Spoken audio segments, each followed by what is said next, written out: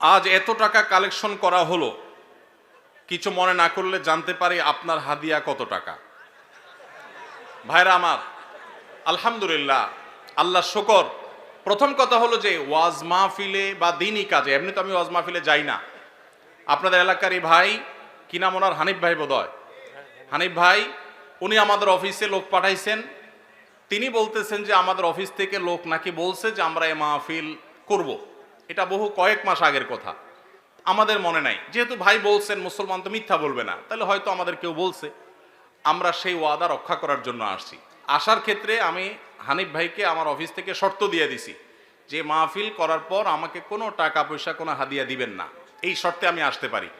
আলহামদুলিল্লাহ, ওনার সাথে আমার চুক্তি হয়েছে হানিফ সাহেবের কাছে, আমি খাবো না, কোনো হাদিয়াও নেব না। আলহামদুলিল্লাহ, আমি এখানে খানাও খাই নাই, হাদিয়াও নেব না, ইনশাল্লাহ চুক্তি করেই আমি আসছি।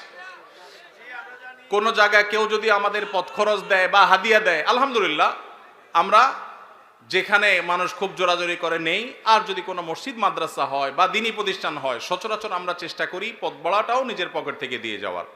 এটা যেহেতু প্রশ্ন খোঁচা মেরে করেই ফেললেন, সেই প্রসঙ্গে বলা, হানিফ ভাই এখানে উপস্থিত আছে, সাক্ষী উপস্থিত আছে।